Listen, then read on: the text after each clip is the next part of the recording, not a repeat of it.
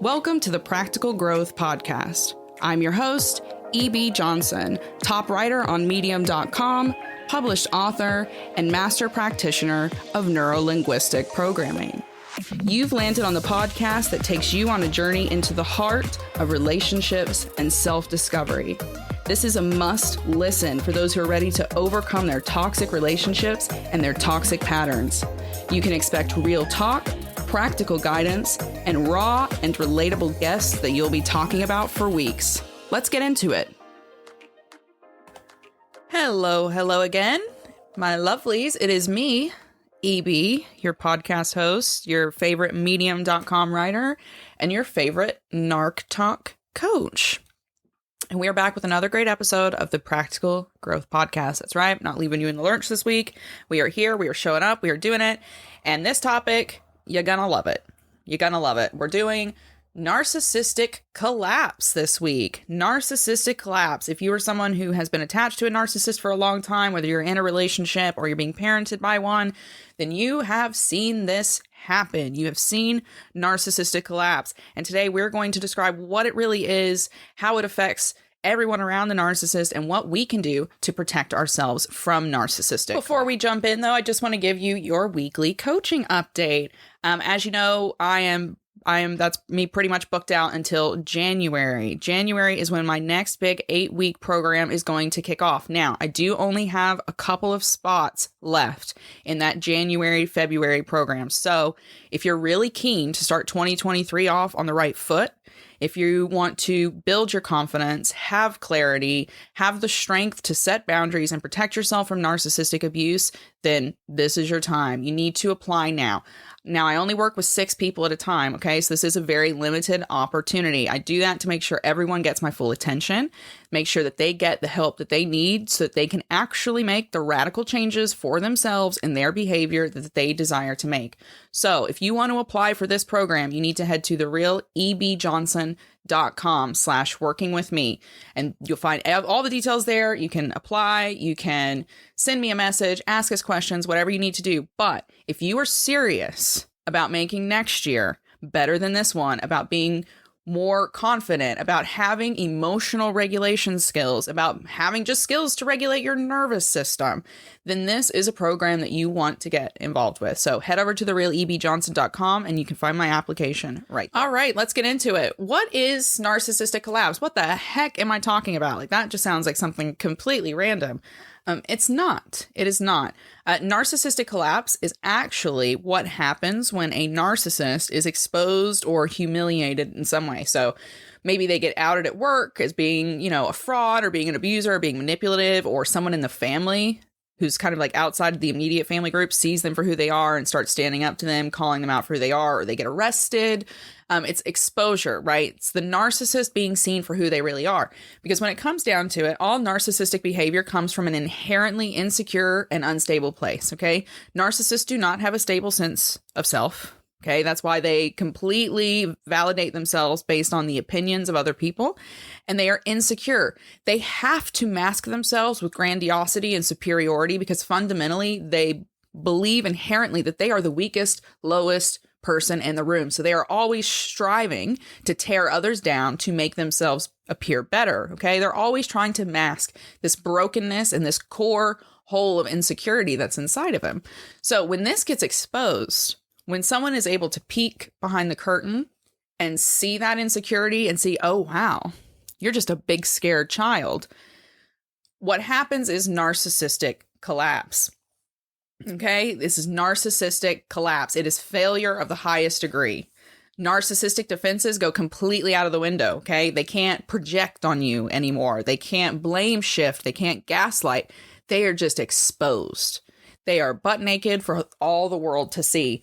And when that happens, not only will a narcissist obviously lash out and try to destroy anyone who exposes them, but they will also implode like a dying star. So what are the signs of narcissistic collapse? What exactly does that look like? Well, if you have ever lived with a narcissist for any extended period of time and they have had some kind of major failure or exposure along the way, you will know well that there is a very, very, very fast spiral that happens. So when this narcissist is forced into reality against their will, they are destroyed by fear, anxiety, depression, shame, and even like catatonic behavior. So one, anxiety, that's what you have to look out for. When a narcissist collapses, there is a through the roof explosion of anxiety. It's intense anxiety. And that's usually the start of the narcissistic collapse. They know that their deepest and darkest insecurities are going to come to light. So they become highly anxious, highly irritable. And that can be physical reactions, right? They'll get the elevated heart rate, sweating, sick to their stomach, shallow breathing. But they also have psychological reactions, right? You get that short fuse and their thinking becomes very erratic and disjointed. Next, what usually happens is the next level is depression. Okay. The narcissist is unable to face the harsh reality of exposure, of people actually seeing them as a human being just like everyone else. So they withdraw into a very dark and hopeless place. They might have suicidal ideations in this state. They'll withdraw socially. They may lean into addictive and risk-taking behaviors. And then you'll also see their emotional states again leveling up, becoming more erratic. You'll see sleep disturbances. You'll see changes in eating and drinking, just like anyone else who's going through depression. Next, what the narcissist encounters is shame, which is really, really, really quite interesting because most narcissists spend their lives putting that shame onto other people in order to manipulate and control them. But not with narcissistic collapse. With narcissistic collapse, you get a huge well of shame in the narcissist. Much of the depression and the anxiety that comes with their narcissistic collapse is actually shame linked.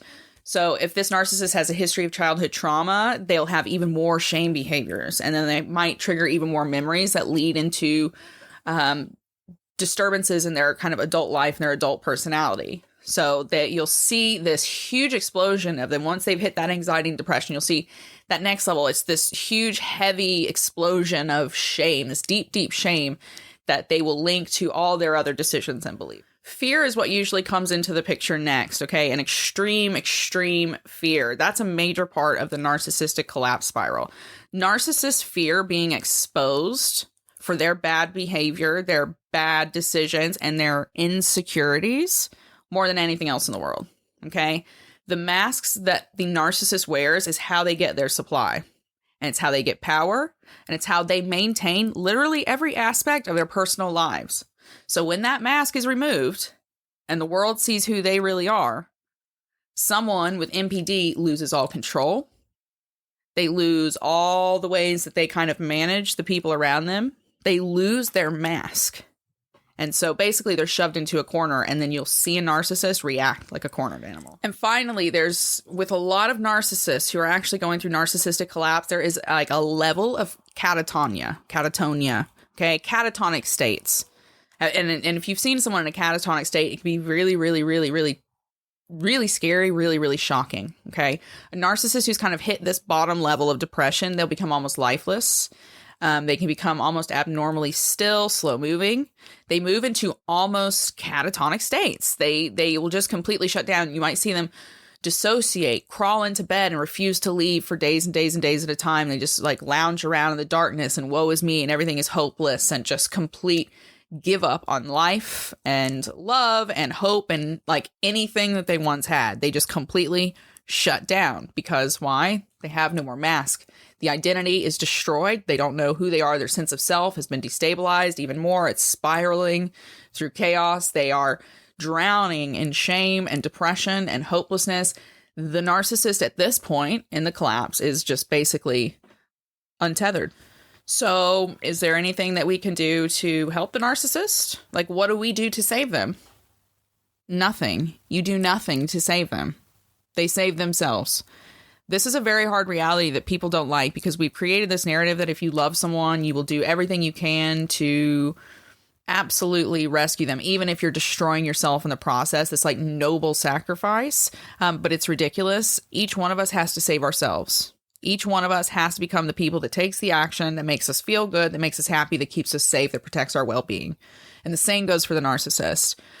You are welcome to stand in support of the narcissist from a distance and keep your heart open and be there with compassion, but you have to tread carefully with your empathy because they have a deficit of empathy, and that deficit of empathy is what they capitalize on in their victims, okay? That's what they feed on in their victims. And a narcissist, even in narcissistic collapse, is not humbled, okay? It still does not change the fact that they are a narcissistic person.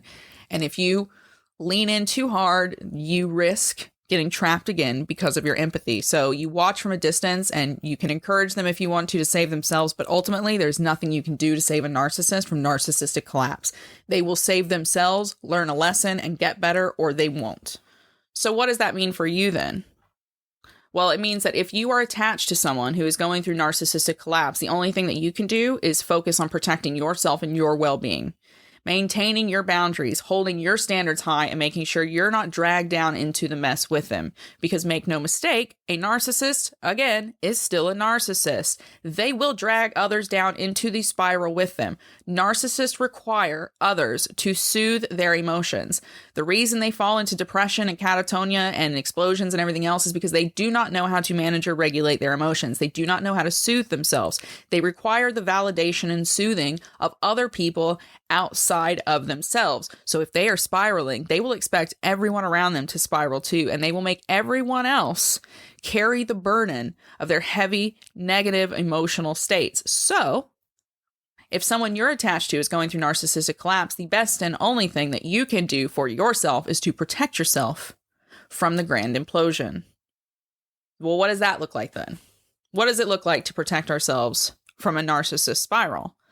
Because we are, when you're attached, you're kind of like at the mercy of their depression, their fear, their anxiety, as they're trying to scramble and hold on to whatever shattered piece of the mask they can try to hold on to, right? You will become their last source of power, and they will abuse the heck out of that to try to fill that supply back up.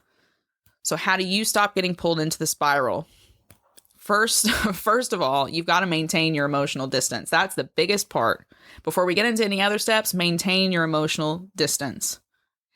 It takes courage, but it also takes the knowledge, the absolute conviction that your safety and well-being are more important than protecting a narcissist from their own self-assured destruction. Because remember, narcissistic collapse is a result of a narcissist's bad behavior, manipulation, and Machiavellian control of other people. So if you want to protect yourself, number one, surround yourself with a support system. If you've got family and friends who love you, who believe you, who see what's happening, excellent. Lean into them.